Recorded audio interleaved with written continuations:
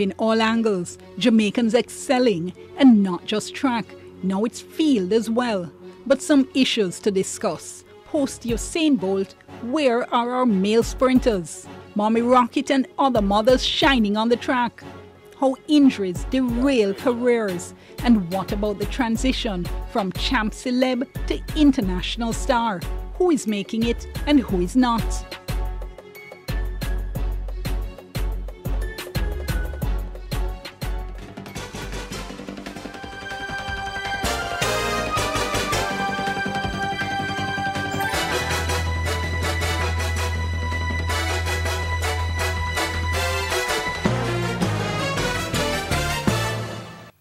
Thank you so much for joining us for another edition of All Angles. I'm Dion Jacksmiller. So yes, we are talking track and field. I mean, what else is there to talk about? The World Championships is on.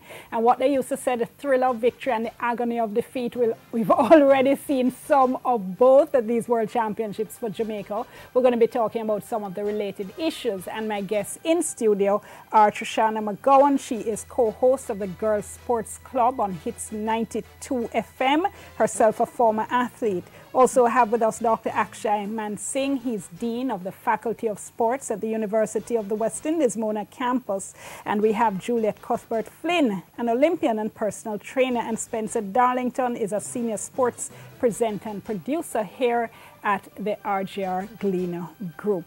Now, speaking of victory, what was more victorious than to watch Shelly-Ann Fraser-Pryce with that magnificent victory in the 100 meters final? Let's take a look.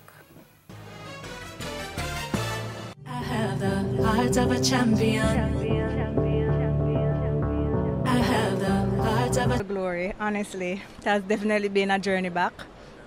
A lot of hard work, a lot of sacrifice, and you know, we take nothing for granted. Every day is a blessing, and I was able to come out here, and you know, I was, depending on my experience, you know, I didn't really, the lights were nice if you were not in the race.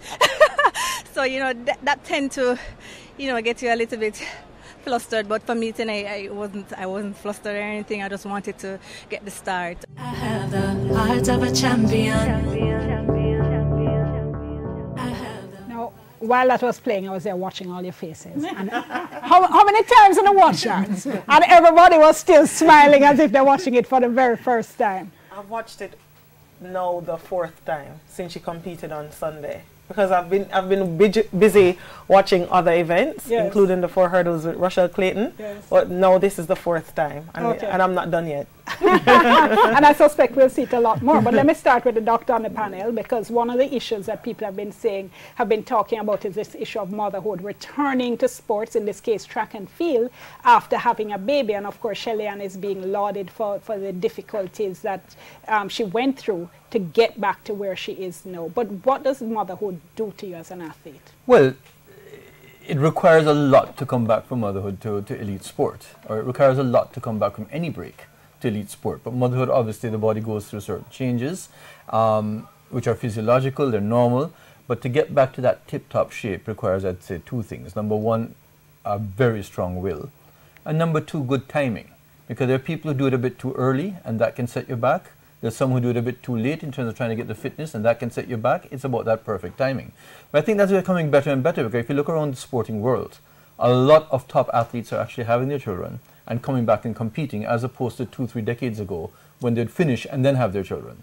So what it shows that it can be done at a high level, but it requires a very special person. Well, one of those very special people, apparently. We have right here with us Juliet Cuthbert, as she was then, and you did that. I did, and so did quite a number of athletes back in my time. There were quite a number of us. Gwen Torrance was also pregnant while I was pregnant. Lavonna Martin, she did it. So there were quite a number of athletes. Maybe we were experimenting. But I know I didn't want to finish track and field and then start a family. And so I took that break that Dr. Mansingh talked about. And you always intended to come back? Yes, yes, definitely. I was 25 and made a conscious decision that I'm going to get pregnant this year. And because I had a few more years before the next Olympic Games. And that's exactly what I did. And I think that's what the other athletes did. They wanted to take that little break from track and field and then come back afterwards. And I think we didn't have the doubt that we could not make it back. Because I guess, as you said, the mind, the mental capacity is really the most important. Once you get into that physical shape, the mental part is very, very important. Just before I got back to him on the physiological changes, what were the changes you felt and that you had to deal with? Well, I had this big belly in front of me. I couldn't, when I found out I was pregnant, actually I went out and tried to jog. And I couldn't make it around the track. I could not make it around. I was huffing and puffing. I was like, oh, well, that's it. I'm not going to try to even train during my pregnancy. So I did absolutely nothing. The body turned to mush. So you have these muscles, nice muscle all over, and now you're mush. And so you get a little soft, and doing absolutely nothing for those 9 months, you see your body changing overnight. Then you get a little worried, like, wait a minute, can I, pop my body back to normal athletic body? Did you do anything special to get back? No, well, I didn't do anything. I didn't train at all during my pregnancy. I did absolutely nothing. I mean, having had the baby? After having the baby, of course, I went back out there. The doctor told me 6 weeks I could get back into training, and in 6 weeks I was back on the track. Taking my time to just, get back in the swing of things, of course, doing longer distances to get the cardiovascular back. But I really went back into my training as before. So there was nothing different that I did than before. So it would take about 6 weeks off when you're in competition like this.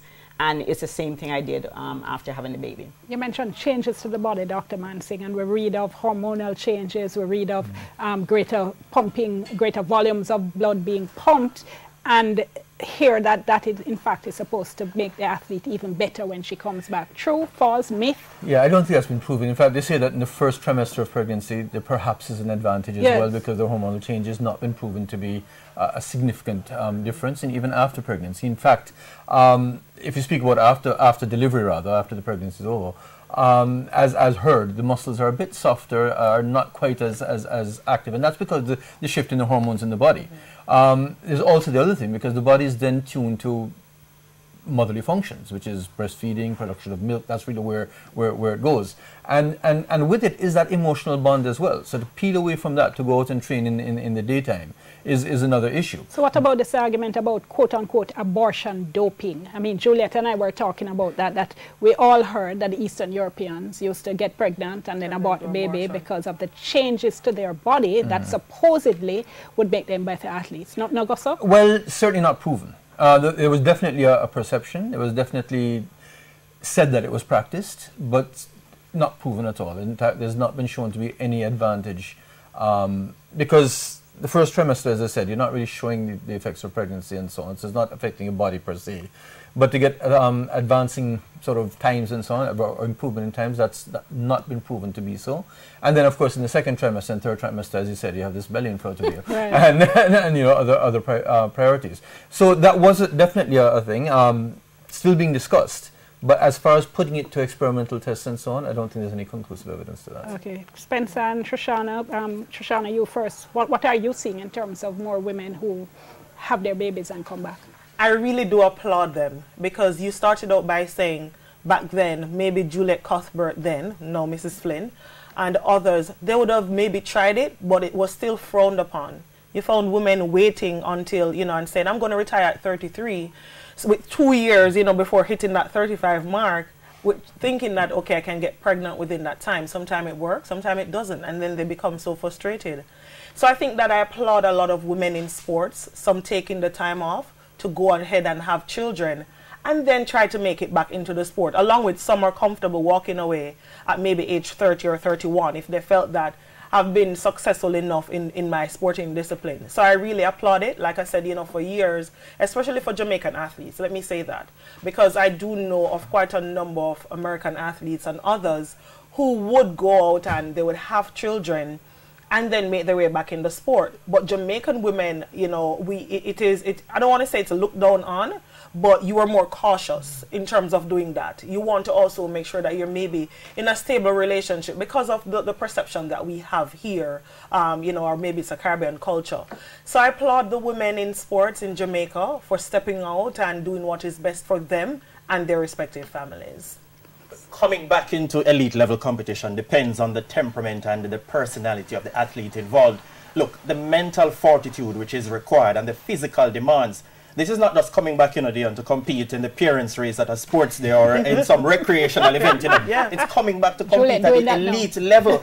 Also, Shelly is 32. Many of the other ladies she's beating, they're younger. Alison Felix has come back 10 months after having her child. Yeah. Now to come back to this level, Shelly said in 2017, many persons told her, retire. She said, okay, that's your opinion.